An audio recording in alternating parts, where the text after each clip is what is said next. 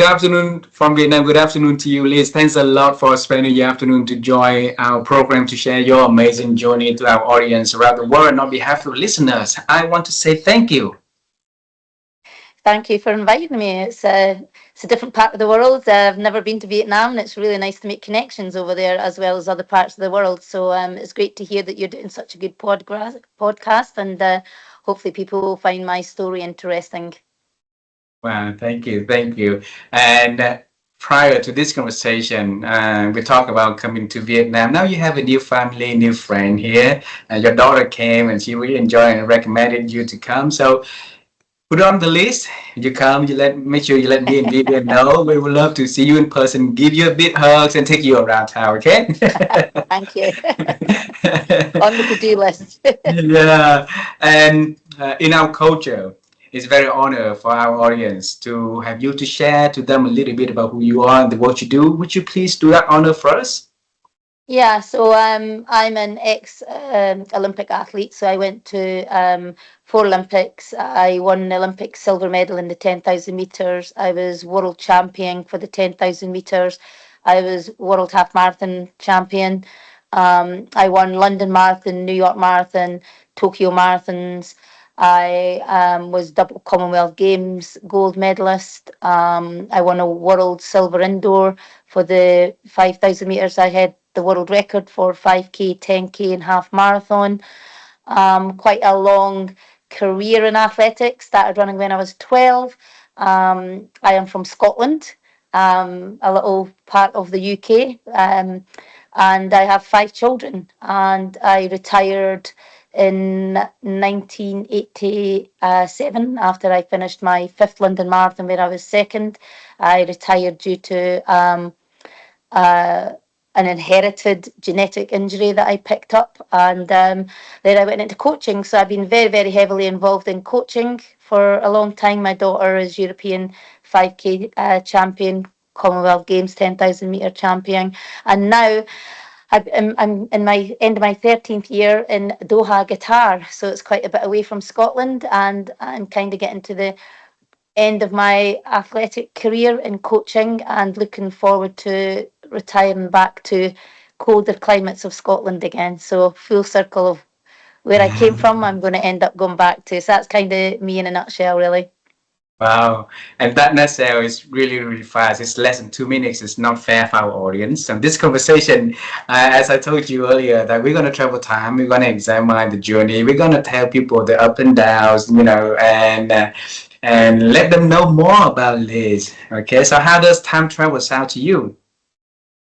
I think that it's, everyone's on a journey, whether you're successful or not, and it's what you make of that journey. And I think that, you know, I've always got that old saying, we come into the world with nothing and we'll go out with nothing. So there's no point in getting hit up and hung up on the values of things in life. My whole process of life is always to be the best version of me that I could be. And that's Mm. evolved since I was a child into an adult, into an older person. It's evolved and it keeps evolving even now. But I've never been a person that's ever set a ceiling of attaining a goal. I've always, had when I was young, I wanted to be a runner. There was no guarantee that you'd be a runner. When I became an athlete, there was no guarantee that you're going to win. And when I started winning, there was no guarantee that, that success would bring happiness. Then, you go through all different stages of your life. And, for me, it's always been about giving back, because as a child, I really struggled to get support. And so for me, I all through my career, I've been really, really fortunate that I felt that I've been able to give back to people that have supported me and give back to a sport that was really good for me. And now I'm evolving to ending up going back to where it all started. And so as it's just like a big circle of life. But I do think that a lot of people lose the values of what that is with success. And for me personally, I don't think I have. I think I've been very grounded, and I've met a lot of great people along the way that have supported me and I've supported them. And it's been a journey. And I think that through time, processes change, and as an individual, I've been able to deal with those processes, good and bad, and try to balance off and make the best of situations all the way through my career, really. Wow. When I was little, I was born in the city called Dundee city, so I bet the Liz already been there. And if you come, we'll go in there. It's a very small city, very beautiful.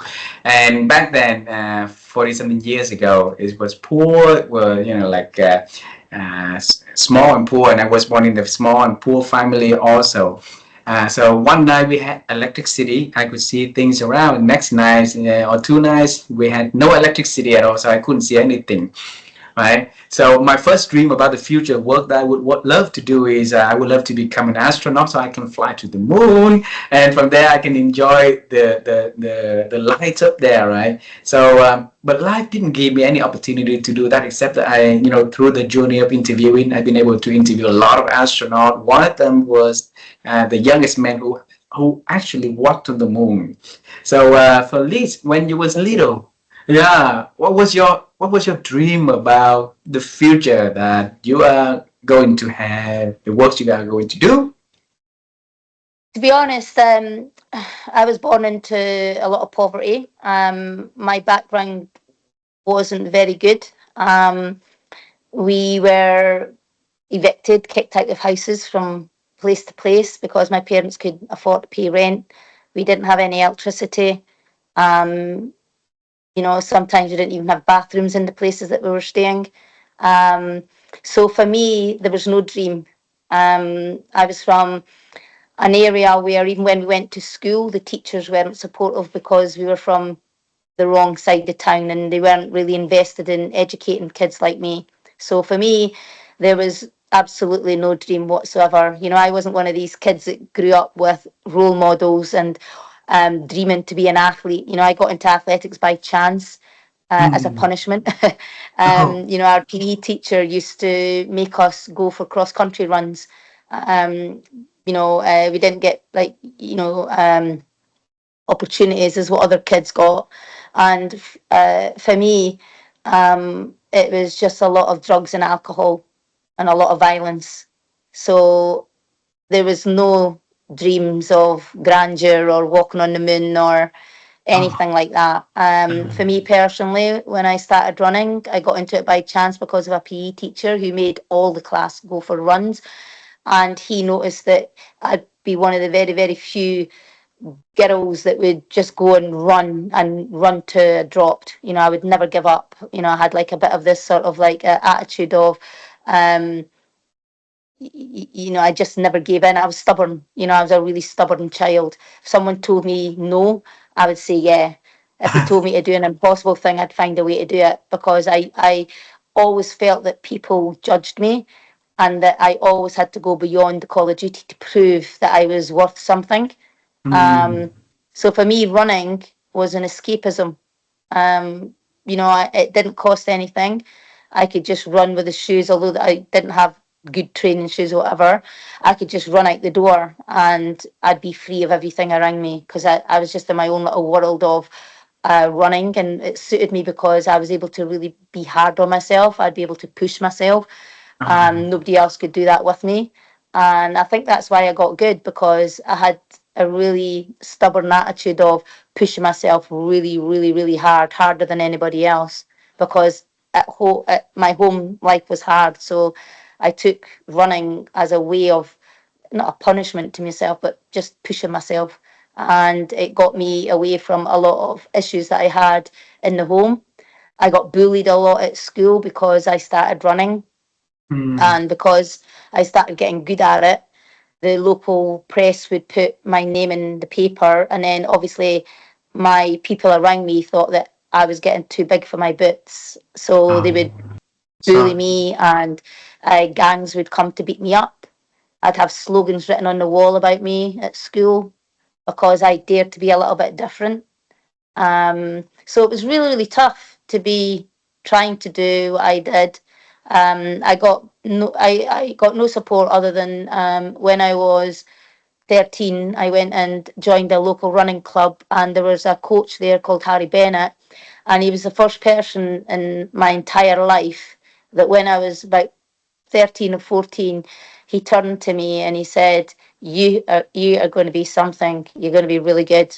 And I was like, what am I going to be really good at? And he says, you're going to be really good at running.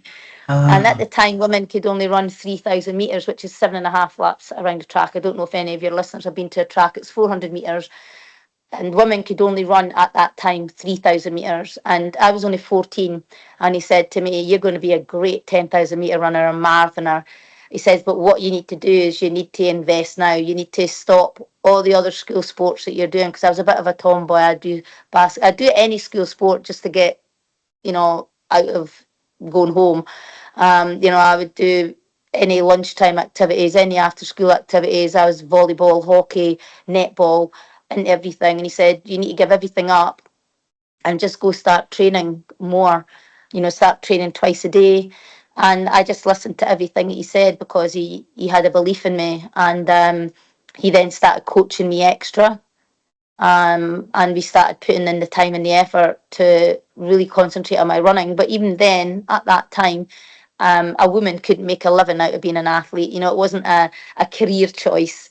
It was because I loved doing it. I found that the more that I invested into it, the better I got. And I was a very time oriented person. I wanted to be faster than I was the day before. I just wanted to get better and better.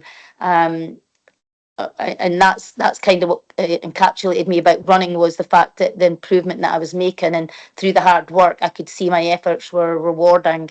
And that's kind of what grasped me into athletics. I wasn't a good athlete at the start. I was okay, I showed potential, but you wouldn't like, I was heavier as a child than what I was now. So I wasn't like this, super lean, athletic looking child. I was just a really stubborn child that had the right mentality for distance running. And people, and Harry saw that in me. And he invested his time, and his wife, actually, as he had children of his own, and his wife would allow him to spend more time with me, um, picking me up, taking me training, going to his house and like getting educated about training. When I was 15, he'd be throwing books at me. He'd be saying like, why are we doing this session? What are we doing it for? And he was a great educator as well as a great coach. And he took me from being a bit of a lost child with nothing in their world to someone that was starting to dare to dream. And he opened a mindset to me of like Olympics. And before I met Harry, I would never even know what the Olympics was because I didn't have a television to access it. And then he'd start educating me on like Lassie Varin and people that were running at the time that were like tremendous runners, and he'd be saying, this is what you're going to do, this is what you're good at. And and he installed such a belief in me that I started to believe it myself. And then that was the changing point. When I was about 16, I really started to believe that, I could take this somewhere, I could do something with it. And then I started like, getting opportunities. I left school at 16 with no qualifications. I was working in a jute mill for £23.50 a week, which isn't a lot. And I was training twice a day. So I'd get up at 5 o'clock, meet Harry, go for a run, go and work a full day in a factory, meet Harry again at 6 o'clock at night, and then do another session at night. And that went on till I was about 17 and a half. And then when I was, yeah, and so when I was like 17, I was, I did an 800 metres and I was ranked like third for my age group, ran 2:07 when I was 17. And bearing in mind, I'm not a good 800 metre runner. We did it off of hard work. And I got a phone call from a guy in America, and I thought it was a hoax. And he offered me a scholarship to the States, and I refused it. And for some reason, he ended up getting Harry's number. I don't know how he got Harry's number, but he got Harry's number. And Harry then called my parents behind my back, and he said that, this is the opportunity for Liz. You need to let her go to America. And this is going to give her the opportunity to really take on athletics and be something great. And my parents kind of weren't for it, and we couldn't afford it. And so he went behind my back, and which was a good thing in the long run. And he actually paid for my flight with an uncle of mine. Both of them paid for my flight, and they kind of frog marched me on a plane and sent me over to America. It was the first time I'd ever travelled outside Scotland. I was on my own, and I was sent off to Rexburg, Idaho, which I'd never heard of before in my life. And that was just a turning point for me. It was an opportunity for the first time in my life to be funded. The school paid for all your athletic gear, they paid for all your education. And it was the first time that I actually got a real chance of education, because where I was at school, they didn't care about children like me. And when I went to Rexburg, Idaho, I suddenly discovered what poetry was and English, and I discovered a side of me that I didn't ever envisage, that I do actually like education, and I was pretty smart. And I ended up, winning every title at junior college in Rexburg, Idaho, and then I got highly recruited from all the Division 1 schools. And cutting a big long story short, I ended up going to Alabama, the University of Alabama, and then that was just a major turning point for me. I had 3 years of excellent education on a very well funded program. I won NC2As. I was the first foreign athlete to win an NC2A title. And then I was there for 3 years. And then when I came back to the UK, I was just a completely different person. I came back an athlete. I left as this kind of a lost person, and I came back as an athlete with a focus on what I had to do and where I wanted to go. I got my education on the back of that. I got a degree, and it kind of just really opened up a whole new world to me. And when I came back, yeah, I won my first British title, so I became British champion.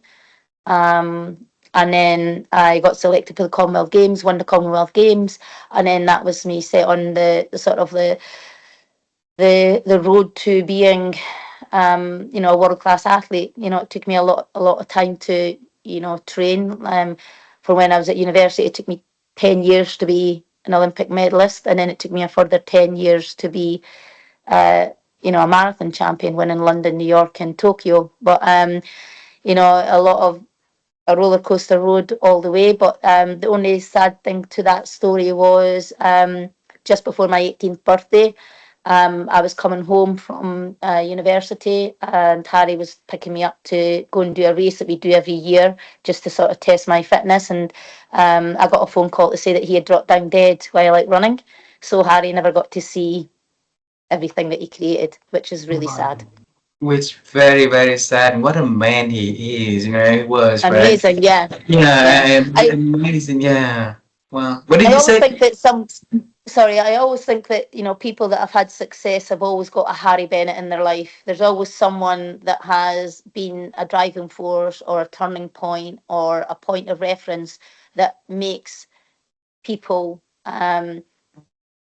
Oh, sorry, No, that's that's us that's us getting an alert that missiles are coming in. So they're starting to bomb us again, unfortunately. But so I think that everyone, does have a person that they always connect to, that gives them guidance and helps them, on that road to, I don't know, stardom or success or whatever it is you want to. Um,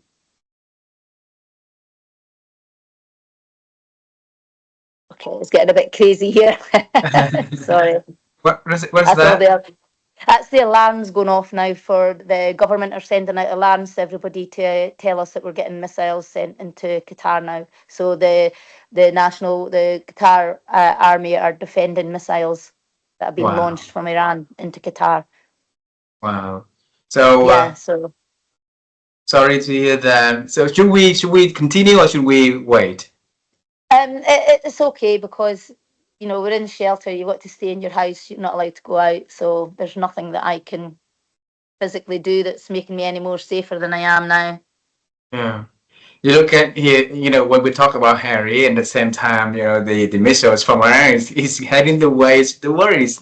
You look at one thing is really beautiful, and versus now the other one is really Yeah, chaos at the moment. I want to, yeah, tribute to this wonderful, wonderful gentleman, because the world needs a lot of men and women like Harry, right? So being able to yeah, see good things from other, devoted his time to really, really helping a lost child, person to really see and believe in her strength. And that is extremely rare see in the world, we are. And so through a conversation that you share, I hope that it can ignite that, that kindness, that generosity, that, that peace that, for human being inside each of us to do that, right? So, Hang on a minute. I'm just going to. yes, yes.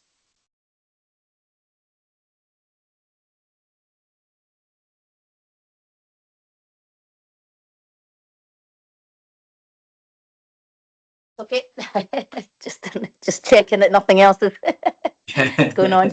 Yeah. Okay, sorry about that. Yeah, no, don't worry about that. I'm sorry for the situation that happened. And now going back to, so when you met Harry, you were at the age of 12, 13, or what? Yeah, so I met him when I just went up to first year at secondary school, which was about 11 and 12. 11 to So in my 12. first year, yeah, in my first year of school, we did this cross country, and then the PE teacher sent me along to the local club, and he was like the coach of the kids at the club, Dundee Harriers, which was a local club, athletic club.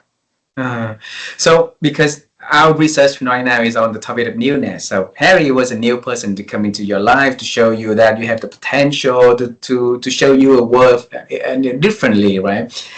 And at that very same time, I guess that you had a lot of things that run in within you. You said earlier that you were trouble. You had a lot of people go against you. You got bullied at school, and you take no for the answer. So you go against the world while the world's also going against you, right?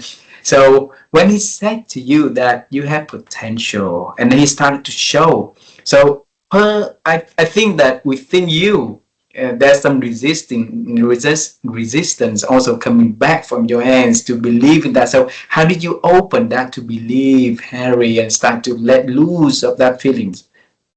I had a lot of trust in him, Um, and I think it was trust that made the. It was the trust in him and the gratitude that that here is someone that's not connected to me, that is being so positive about me. He was the only bit of positive input that I had in my life at that time.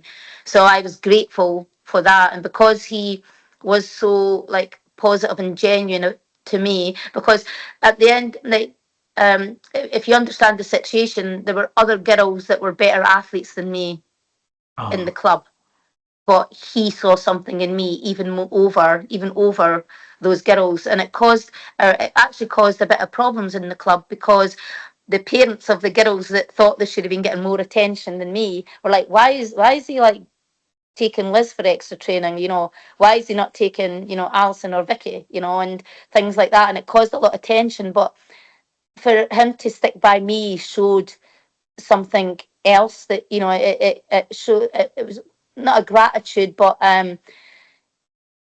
when you haven't got anything, it's very, very hard to understand why a person would be so nice to you and so mm, supportive of you.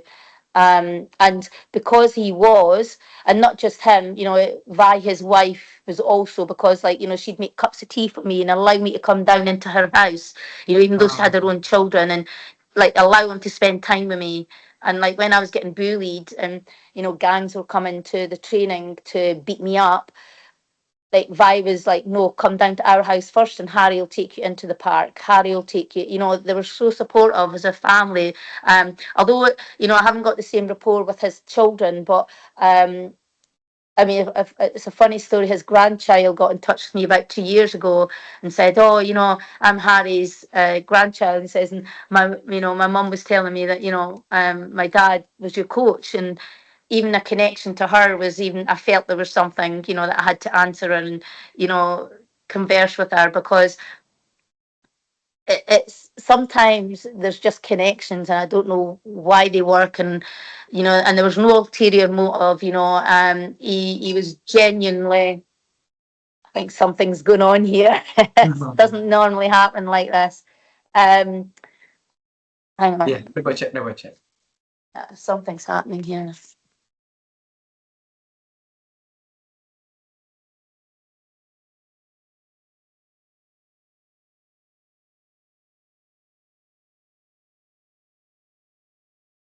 Yeah. Okay. Okay. Sorry about that. Right. How's everything? Yeah, we're just getting like these messages all the time. So, and it's normally it doesn't happen like that. Normally, my phone's not working. Normally, oh my days.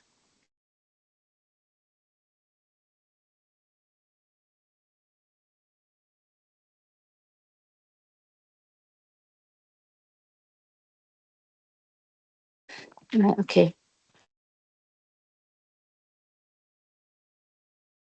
Yeah. Normally they don't come in as regular as that. You just get one and then it goes off. So it's a bit unnerving, but it's all right. It's like Hmm. it is Wow. what it is. But yeah, it's the crazy times that we're living in, to be honest. But yeah, but I was saying it's more the I was just so thankful that there was someone that I could go to with my issues and my problems, and that there was someone there that was there for me, really, really supportive of me, really believed in me. And because of the type of person that he was, I was kind of like, well, if he thinks I can do it, then I can do it because I believe him. It Yeah. wasn't that I trusted myself, I trusted him.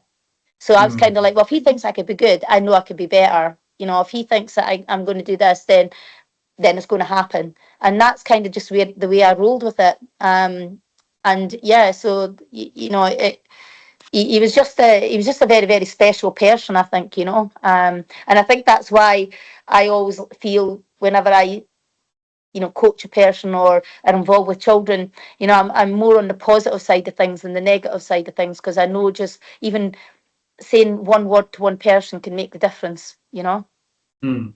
because that's what And happened in my case. yes, and all of those two trainings each day, right? When you Hmm. on the running, what was in your head? Because you were not the best out of the team, and you knew that you had the potential. Harry was seen saw the potential inside of you, and you tried to push the barrier as hard as possible to get better. So on Hmm. those running nights and days, what was on your head?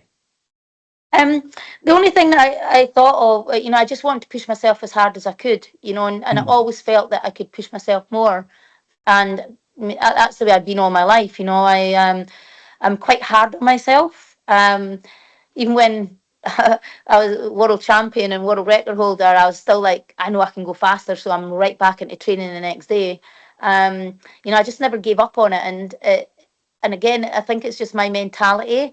I'm just a very, very single-minded person, and running and the motion of running, I'm a very visual person. I'm in my mind, I visualize a lot, and that's not being trained. That's just a natural thing.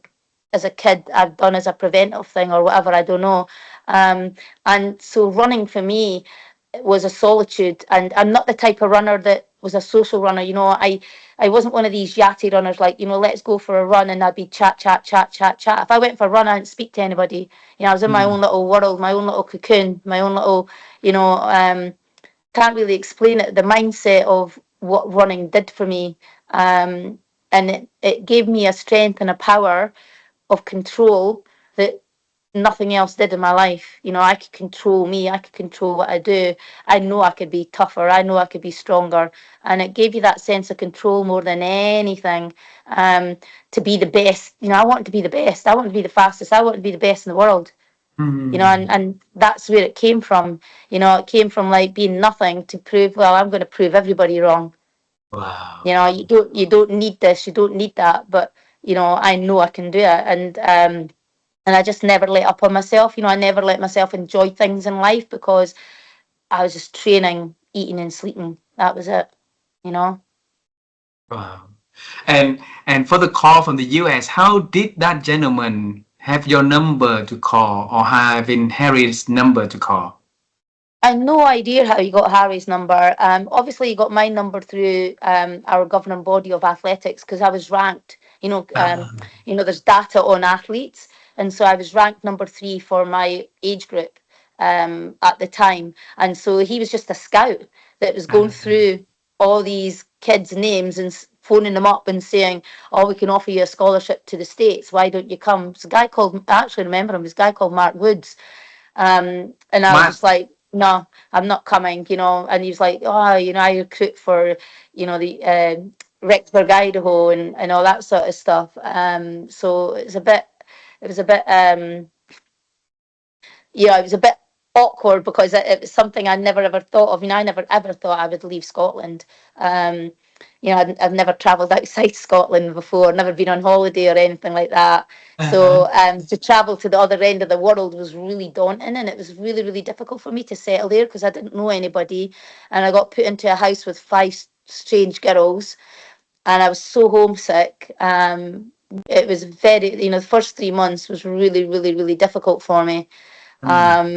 And So what again, it did you was do? What did you do when during that first 3 months? um, it was really difficult because I couldn't phone home or anything because my mum and dad didn't have a telephone and things. And so my contact was through letters. And you know, I threw myself into my running, obviously, but I think the education kind of was a saver for me because I'd never really got into education. Uh, And so, you know, I'd have to go to school and whatever, and, you know, lessons and things. And I kind of, I kind of started to enjoy the school work that I was getting. And then it was at altitude as well, which is something I'd never ever experienced. And that was really tough just to get used to being, you know, so high up in the uh, mountains, and getting adapted to that. But I think for me, the saving grace was competition because as soon as I went over there, I started racing right away. And so I had uh, something to look forward to and something to gauge myself from and something to motivate myself. Um, I was a very um, independent person. You know, I wasn't a team player because I was very focused on what I had to do. And a lot of the girls on the team found me quite difficult, but not difficult, but because I was so hard on myself in training, they were like, "Oh, you know, what's she doing?" Like, and I'd just be out training and, you know, pushing myself. I'd be up running with the boys, and they'd be like, "Why is she up running with the boys? Like, why is she not with the girls?" You know, and I'd be like using the boys to push myself, and I'd be beating the boys. And this is uh, at collegiate level, and so I was a hard person to get around because I was just so determined to make this opportunity work for me. And you mm, know, when you come from my background, you don't get second chances, so you need to make the focus of what it was. So my focus was just my running. You know, I didn't I sort of got over how I felt about, you know, being lonely and on my own, and I thought, I've just got to deal with it. You know, I've just got to get into my running, and my running was my savior, and that's what kept me going. wow. And at the same time, your running result getting better, right? And you also found out that you are good at school. You have the love for education Yeah, also. So yeah, I how really did did. that newness coming in and have and turning your life around? It was different because even reading a book, you know, I'd never read a book. And all of a Um, sudden I'm reading poetry. And I found that I was a really good writer. And I was pretty good at writing poetry and things. And I found that it was, although running was great for me, actually writing was very good for me. You know, just to put things down on paper, which I'd never ever done in my life before. You know, mm, writing a journal, writing, you know, diaries and things like that. And it was really, um, it was a nice experience to suddenly realize that, you know, although I wasn't from the best start in life, you know, I was smart. You know, I'm not saying I'm like the most intelligent person in the world, but I was smart. I understood. You know, I could understand. You know, the exams that I was doing, uh-huh, and that, you know, that to me was just was kind of like a lifetime lost, if you know what I mean. uh-huh. I kind of thought Yeah. to myself, geez, imagine if I'd got this when I was at school, you know. You know, it would have been so much different for me, but it wasn't, you know, and so I really enjoyed, you know, I enjoyed my time at university, and it was a good Uh, balance between, you know, running and training hard, and then I found the schoolwork a little bit more relaxing. You know, I kind of uh, enjoyed, you know, um, reading circles and, journals and reading books and things like that. It was kind of a different concept for me, really. Wow. So it's a relaxing stage for you after all of the, like running and everything. And Yeah, because and at what point in your life you know that you are ready to, compete at the world level? um, I think when I came back to the UK from America, nobody kind of really knew what I was doing. I wasn't, I hadn't did any races in the UK and things like that. So it was kind of like, yeah, Liz has been in America, but nobody really knew how good I was, but I kind of did. Hmm. And I went and ran my first British Championships, and it was the first 10K Championships at the British Championships, and it was for to qualify for the Commonwealth Games. So you had all the English, Welsh, Scottish, and Irish athletes all trying to qualify to get times to get selected for the Commonwealth Games. And they had a rule that said that if anyone got lapped, that they had to drop out of the race because it's 25 laps for 10,000 metres for those that don't really understand that. So if anyone got lapped, they had to stop. And as I was racing, I lapped everyone in the field.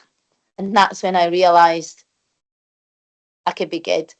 And yeah, so it was a bit of a funny story that two Welsh girls that were qualifying, they were trying to stop them because I'd lapped them, and they were still on a qualifying time for the Commonwealth Games, and they were like trying to dodge officials that were trying to push them off the track, saying, "No, no, no, you can't finish because you've been lapped." But they didn't realise that someone would run as fast as what I did.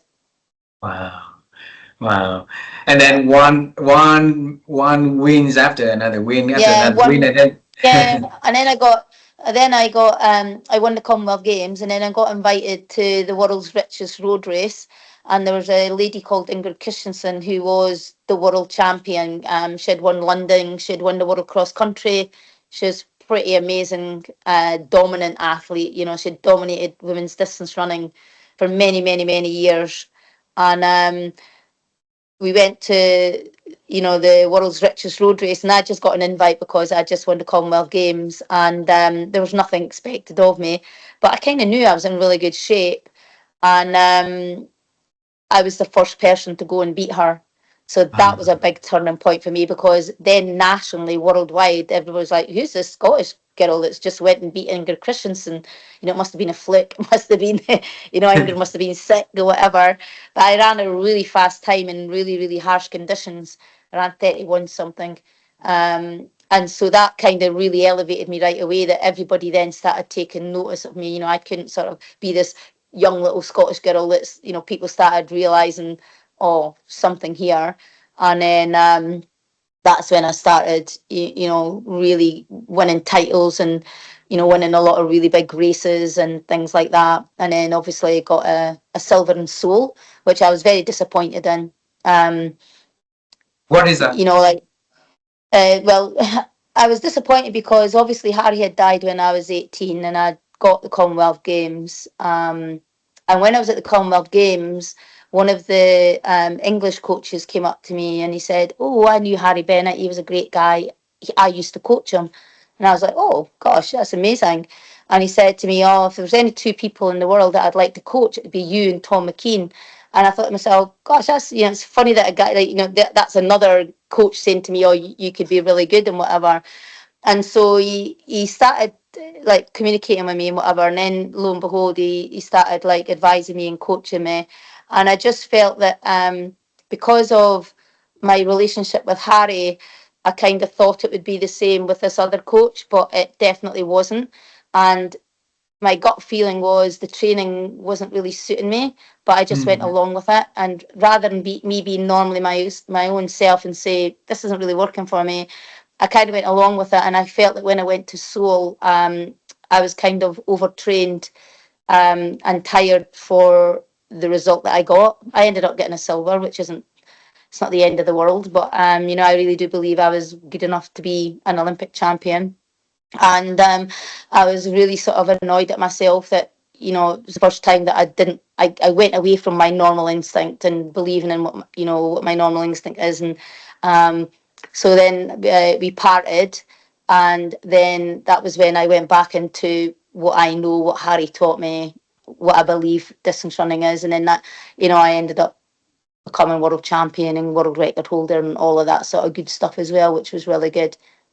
So I Wow. kind of got back on track. But I always think there's always roller coasters in your career. There's always certain things that are set to test you, and you've got to experience those to get, sort of create the better good, if you know what I mean. You've got to create a low to create a high. That's the balance of life. You've got your yin and your yang, and you've got your balancing of the balls of life and all that sort of stuff. And I always do think that, it's not a straight path. It's a roller coaster of life, and you've got to take the good with the bad. And you've got, if you don't experience some of those lows, then you'll never experience the highs of the highs. So it Yeah. comes together, and it's how you balance that out and how you react to that and how you cipher your way through it to create that balance of a good equilibrium that, the good and the bad's been okay.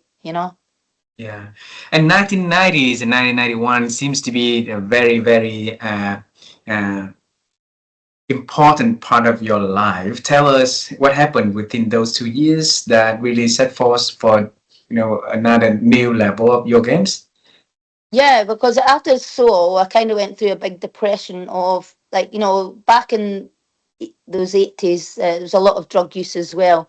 So I was very disillusioned because it was systematic drugging. Like it was government dope, and it wasn't that the athletes were choosing to do it; they were given it as part of their vitamin routine and everything. And we all know that it was forced on some of them and things like that from the information that we've been given today. But I was very disillusioned because there was such a lot of my competitors that were drug users, and I felt that I couldn't, like, I got a silver medal, and I thought to myself, I trained exceptionally hard for that. I can't see how I could beat them. How do you beat a drug user? If I'm training at my capacity and I'm healthy and I know what that takes and the strain it puts on my body and on my life, as in like socially, you know, I just couldn't see how I could get better and how I could, um, beat them. So I went through a little bit of a depression of it all, and then I decided, it's time to have a family. I've got my Olympic silver, I'll retire and all that sort of stuff. So myself and my husband at the time decided to try and start a family. And bearing in mind that, I was a very high miles person. I hadn't had a menstrual cycle in 10 years or something like that. And so I couldn't get pregnant. So I just thought that maybe because of the uh, lack of menstrual cycle and things, that I couldn't get pregnant. I thought maybe, because of the amount of endurance that I've been doing and all that hard work, that I couldn't get pregnant. So I ended up, after quite a while of trying to get pregnant, deciding to uh, come back into running. Well, an incident happened was one of my rivals, Jill Hunter, who runs for England, was getting interviewed as a favourite for the Commonwealth Games in New Zealand for the 10,000 metres. And they interviewed her on the telly, and I was sitting to my husband. I says, "Oh, I could win the Commonwealth Games." My husband's like, "Why are you sitting there saying you're going to win the Commonwealth Games? So you haven't ran a step for 6 months. Like, how do you, you're being a bit complacent sitting there saying you think you win it?" And I says, "No, I think I could." And he says, "Well, if you think you could, why don't you get up and do it?" So I thought to myself, I'm going to do it. So I decided to go to the Commonwealth Games. I didn't have a qualifying time or anything. It was 12 weeks to the Commonwealth Games. And I took myself off to Australia, and I just went into a training program. And I wasn't at my fittest, but I did win the Commonwealth Games. I ended up winning the 10,000 metres again in 1990. And I thought, wow, geez, that was amazing. I'm not even fit. So that gave me the motivation now. Oh, well, okay, I'm getting back into my running. Just concentrate on me. Don't worry about medals. Don't worry about what other people are doing. Just get back to you being the best version that you could be. So I started getting back into my running. I was running about 115, 120 miles a week. And about 3 months after maybe 3 months after Commonwealth Games, my breathing went, and I was like, I don't understand what's going on with my breathing. Maybe got a cold or something. And it was really funny. I started putting weight on my arms, which was really weird. And I went to the doctors, and the doctor says, "Could you be pregnant?" I'm like, "No, we tried for a kid, and it didn't happen." And he says, "I'll just go and do a pregnancy test anyway." So I went and done one, and lo and behold, I was like 4 months pregnant, didn't even know it. And so that was Ailish, my firstborn. So as soon So as that, Elise been yeah, running with you ever since. yeah, it was this a weird story, but best surprise ever. Honestly, Uh-huh. she's absolutely beautiful person. But so yeah, I was pregnant, and I decided that like there was not really any women at the time that had come back from pregnancy. So I was sponsored by Nike at the time, so they dropped me when I was 4 months pregnant and said, "Oh, you're never going to get back into running anyway." So I got dropped. So I had no sponsor or anything, but I continued to train all through my pregnancy. That's probably one of the first women to do that. And then when Ailish was born, um, about 6 weeks after she was born, I won a 5K in America. I went over to America to try and get back into shape into Florida. And I won a 5K against the Russian girls that I used to run against. And I thought, oh, that's pretty good, only 6 weeks after having her. And then 12 weeks after having her, I got a bronze medal at the World Cross Country. And I thought, yeah, I'm here. I feel that I've got the motivation back. I know I can do it.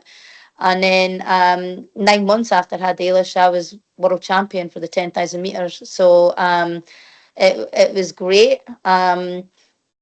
Turning back the clock on that as well, a person that never got an awful lot of support when I was at the World Championships, unsponsored. And when you go to the World Championships, I don't know if your listeners would know, but all the shoe companies have like what they call athletics houses. So they have all their latest shoes and equipment on view. So all the athletes all wander through, the athletic village, and you could see Nike, and you could see Reebok, and you could see Puma, and you just look at all the shoes and things, and the little, sometimes you get little freebies from them, like a keychain or something. So, I was walking through, and I went through ASICS, and there was a guy called Nagoshi in ASICS, and he said to me, "Oh, Liz, how are you doing?" And I was with Kirsty Wade, who was an 800-meter runner for Britain, ran 157, very, very good athlete, so a good friend of mine. And he said, "Liz, how are you doing?" And I'm like, "Oh, how do you know me?" And he says, "Oh, of course I know you." He says, "You're doing the 10,000 meters." He says, "Your heat's on Wednesday," or something like that. And I said, "Yeah." He says, "What are you running in?" And I says, "No, I've not got a sponsor." I says, "I'm just going to, running the shoes or whatever." And he says, "You're not a sponsor?" And I'm like, "No, no, no." And so he actually signed me up on the Wow. spot. He said, "Take a pair of shoes, take a pair of train shoes, take a pair of flats." And I signed for ASICS, like before I even did the heats. And then when I did the heats in racing flats. I didn't wear spikes. And I went back and was like, "Oh, the shoes were really good." And he says, "But you need to wear spikes for the final." And he says, "You need to wear these spikes." And I said, "No, no, no, no, I don't want these ones. I want these ones." And I pointed to the cheapest brand shoe that he had. And the reason I had a really good wedge on it, which was similar to what I'd been running in. And I said, "I like these ones." And he's like, "No, no, no, you have to run in these ones." I'm like, "No, no, no, no, I want these ones." So I went and ran in a brand new pair of spikes, didn't get one blister whatsoever, and won the world title. So yeah, as it's were became a family then. Like they, even when I was injured all through my career, they never dropped me. They were Oh, really family orientated. They, really interested in the athlete, supported me like from then on until the day that I retired. So I was very fortunate to have a really good partnership at ASICS then. wow. Liz, can you move your phone a little bit down because I keep seeing it keep dropping. Yes. Okay. Wonderful. A little bit more. It's not on the. Yes. Now we're good. We're good. Wow. Wow. And and Liz, you coach her since when? What age? Ailish. My daughter's Ellis. Ailish. Yeah, Yeah. Ellis. At Yeah. what age So you started to coach her? um You Ailish look at started you running. laughing, you smiling when you remember that. Yeah. I'm proud of him. I've got 5 kids, and Ailish is the oldest of 5. So I've got 3 boys and 2 girls. Um, youngest and oldest being girls and the three boys in the middle. But the kids, all my kids are great. Every one of them make me smile.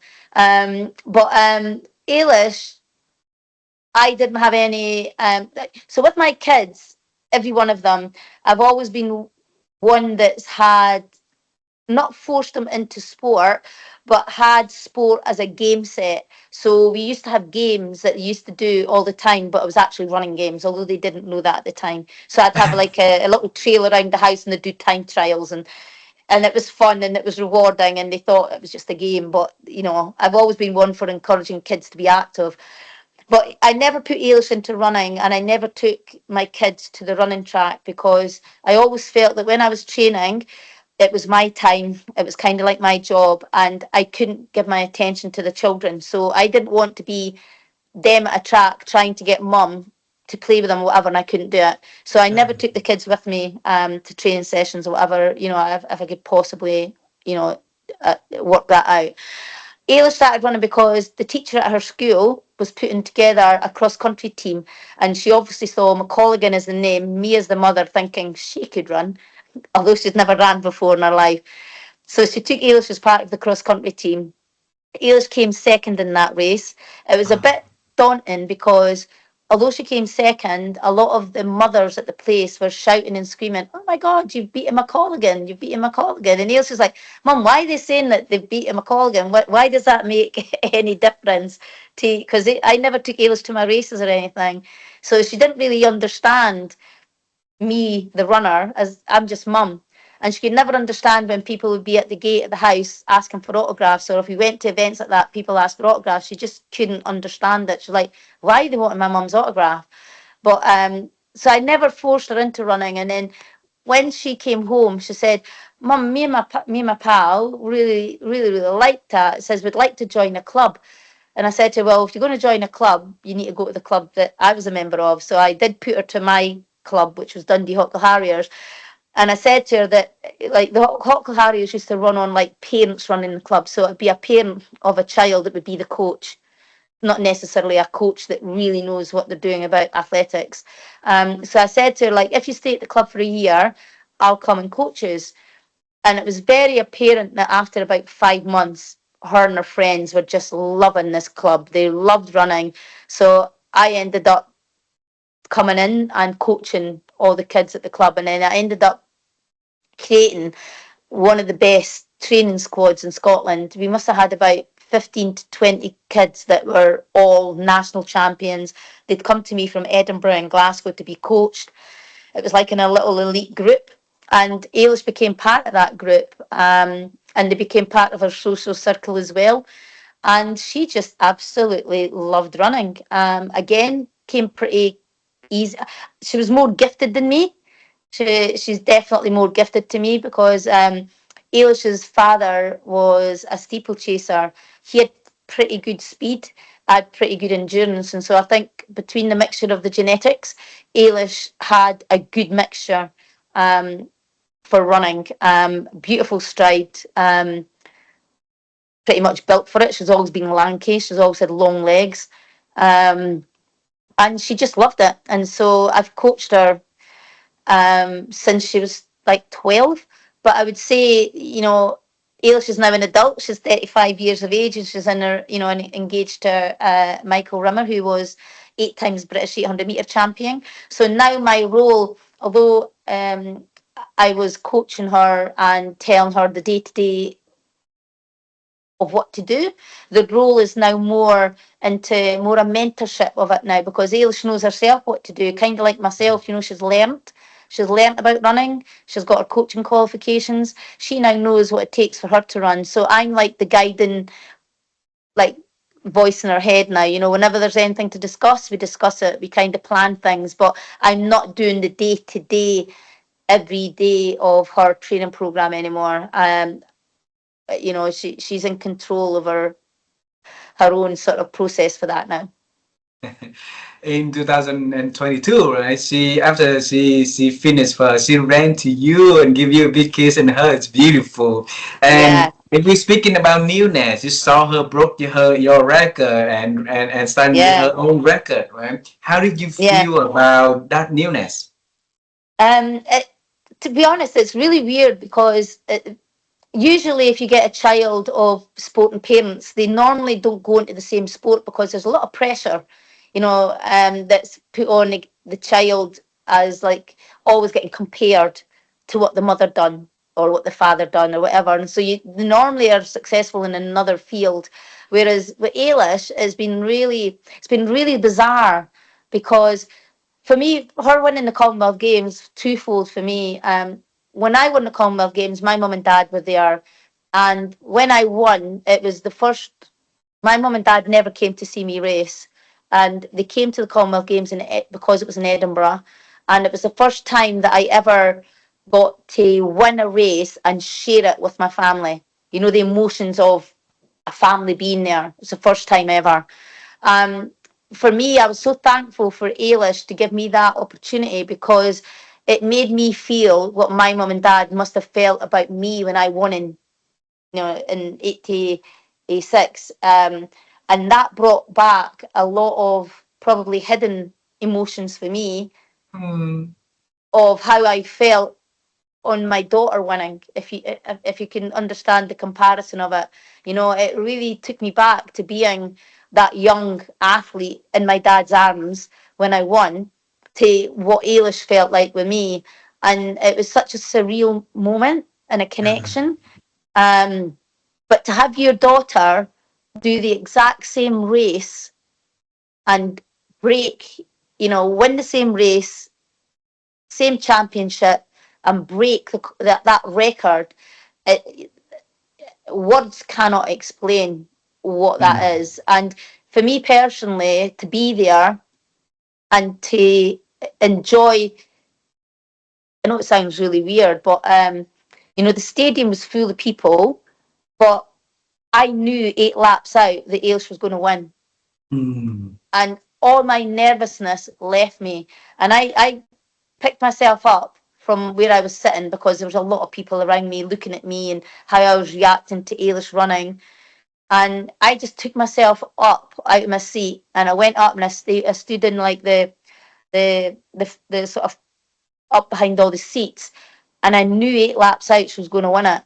And like to see that unfold and the confidence of it and the feeling of it was just something I don't think anybody could put into words. And when before Ailish went to run and actually go into the call room, I remember saying to her, "This is the day," and I just knew it.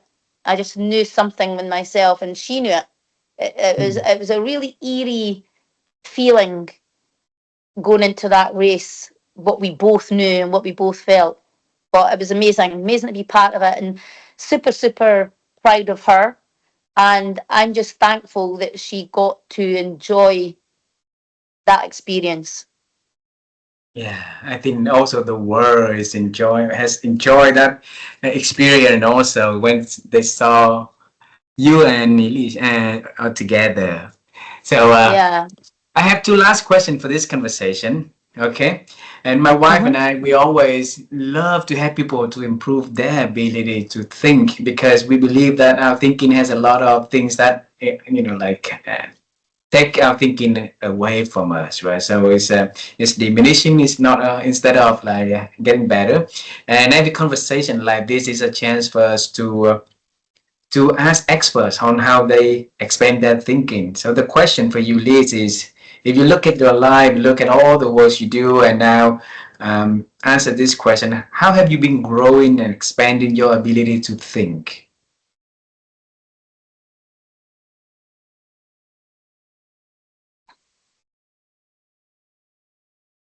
My growth in thinking is just an ongoing learning experience for me. I don't think that I've even got there yet because everything evolves as you evolve. But for me personally, I personally think that I'm on this earth to be the best version that I could be of me. And even when negative things happen to me, I turn negatives into a positive. And I've always done that all my life. I take the knocks, but it never derails me from my mindset on how I need to be the best version of what I could be with the circumstances that I've got.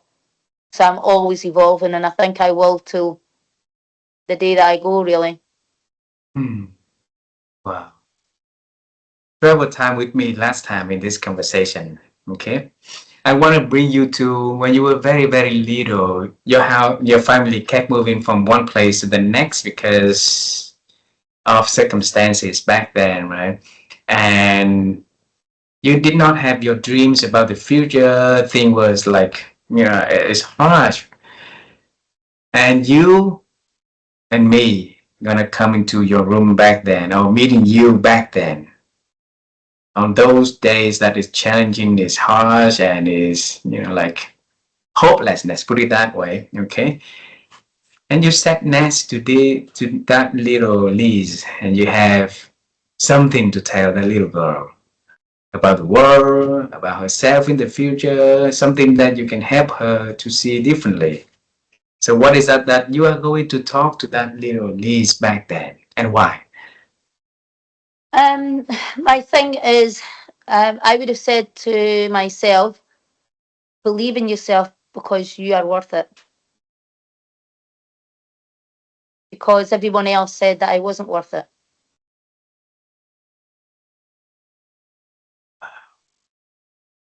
And imagine if she understood what will she say to you. Yeah, if it was me back in that time, I would have said I would have believed her because nothing was positive about me, and I always held on to positive. Wow. Liz, thank you so much for showing us, for sharing your amazing journey, Thank you. and for keep pushing the boundary, keep showing things are possible, for showing up. And I'm so excited for to see that you're gonna, come back to Scotland and build a life surrounding your family and enjoy it. And it's beautiful. Thank you so much for being so Thank you. Thank you kind. very much. Thank Yeah. you. It was nice chatting to you.